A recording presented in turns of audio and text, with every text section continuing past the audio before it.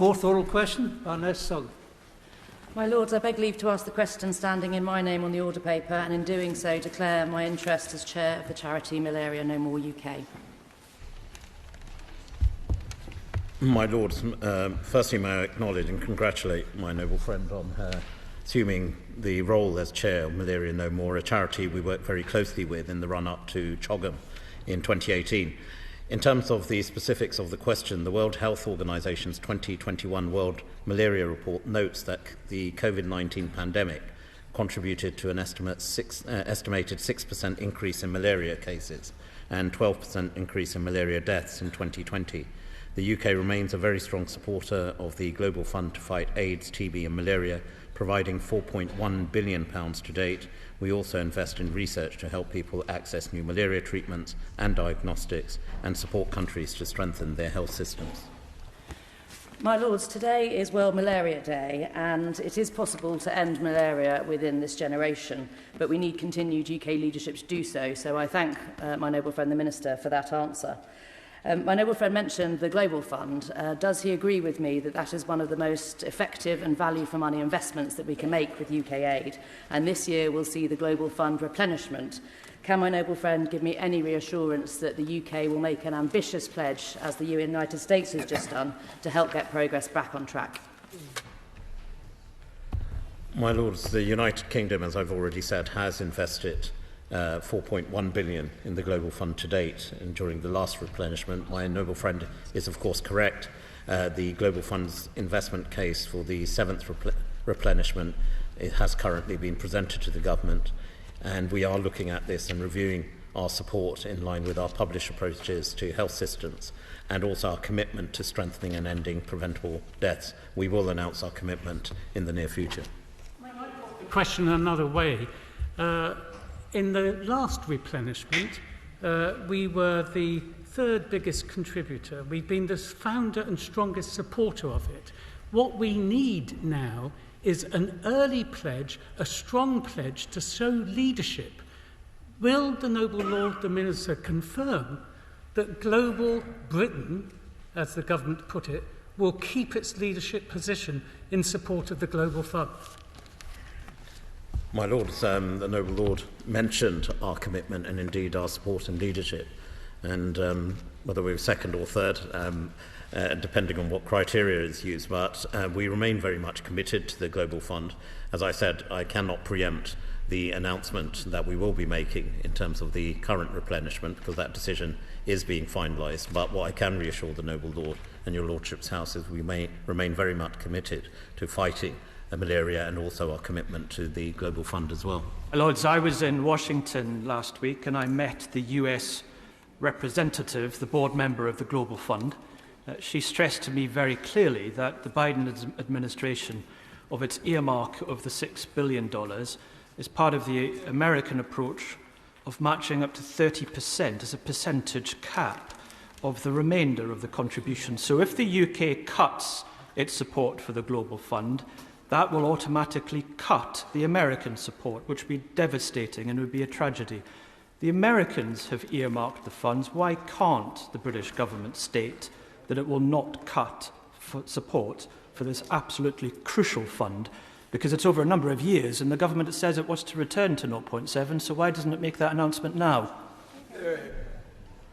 My Lords, I appreciate that the noble Lord is tempting me to make a specific commitment, but as I said already, I cannot give a commitment in terms of the actual amount, but what I can again reassure the noble Lord is we are committed to the fund, and I agree, as my noble friend has illustrated, as the noble Lord knows himself very well, is the real impact that the Global Fund has had in tackling malaria. What we have seen, regrettably and tragically, is the COVID-19 pandemic has seen not a rise back to what we saw pre-pandemic levels and indeed in addressing the issue of malaria, but frankly speaking, there has been a real challenge, particularly when you look at young children, pregnant mothers, in the rise of cases of malaria, and these are preventable deaths. That's why we remain committed to fighting malaria. My Lords, thank you. I draw attention to my interest in the register. The noble Lord the Minister is quite right to point out what has gone backwards during COVID in terms of malaria, but there has been today extremely promising results from the Jenner Institute in terms of the new R21 vaccine. Does the Noble Lord the Minister agree with me that our investment in science is equally important and bore huge results in terms of COVID? And will the investment case for the Global Fund look at the possibilities of reversing that decline in progress through the new vaccine? My Lords, again, I pay tribute to the Noble Lady's work on this particular issue, but I share her commitment on the importance of the vaccine. She'll be aware of recent trials which are taking place, including the World Health Organization's approval of specific vaccines in key pilot countries. We are looking at that very closely. She's also right to point out the F21 vaccine being developed by the Jenner Institute in Oxford. As part of our focus on vaccines as well, I'm also pleased that they now have an association with the Serum Institute to look at upscaling manufacturing of that vaccine once it's been tested, and we are looking at both organisations working very closely with both of those institutes. My Lords, malaria deaths have risen year on year to the highest level in nearly a decade. 627,000 lives were lost to malaria in 2020. Could the Minister ensure that funding to the overseas aid budget is restored to 0.7% of GNI, and that there is a successful seventh replenishment of the Global Fund? And could he indicate today when that announcement about the seventh replenishment will be made? The Noble Lady is right to point about the increases in deaths from malaria. What we did see that there was a real reduction from estimated 896,000 to circa around 560,000 in 2015. What we have seen is the rise of cases under COVID, so I accept that as a point. What I can't do is, of course, as I've said earlier, give a commitment on the amount, but it will be during the course of this year as we look to the deadline of the seventh replenishment to ensure that we make a sizable contribution which reflects our continuing commitment to fighting malaria around the world. My Lords, is it not imperative that at this year's summit Commonwealth countries renew the commitment that they gave in 2018 to reduce malaria by half? My Lords, as the Minister of State for the Commonwealth, I'm working very closely with our colleagues in Rwanda, and certainly the United Kingdom was and is the biggest Commonwealth donor on fighting malaria, and we will be working very closely with Rwanda to ensure that this remains very much on the agenda of CHOGM in June. My Lords, in October 20...